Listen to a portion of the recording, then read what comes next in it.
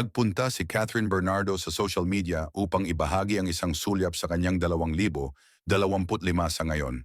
Sa kanyang Instagram page, ibinahagi ng aktres ang mga snapshot ng Shoe New Year's Day celebration sa kanyang pamilya at mga kaibigan.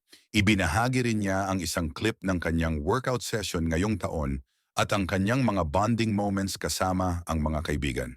Nag-post din ang kapamilya star ng larawan kung saan ginagawa niya ang 12 grapes tradition sa ilalim ng mesa tuwing bisperas ng bagong taon na pinaniniwala ang nakakaakit ng swerte lalo na sa pag-ibig. Kamakailan din ay ipinagdiwang ni Catherine ang kaarawan ng kanyang ina na si Min Bernardo. Nagbigay ng mensahe ang kapamilya star sa social media para sa kanyang ina noong Enero 2. Sabi nila, hindi mo mapipili ang pamilya mo, pero kung magkakaroon ako ng pagkakataon, pipiliin pa rin kitang maging nanay. Paulit-ulit. Baka hindi perpekto ang relasyon natin. Maraming away at hindi pagkakaunawaan. Ngunit ang mga hindi perpektong sandali ang nagpalakas sa akin.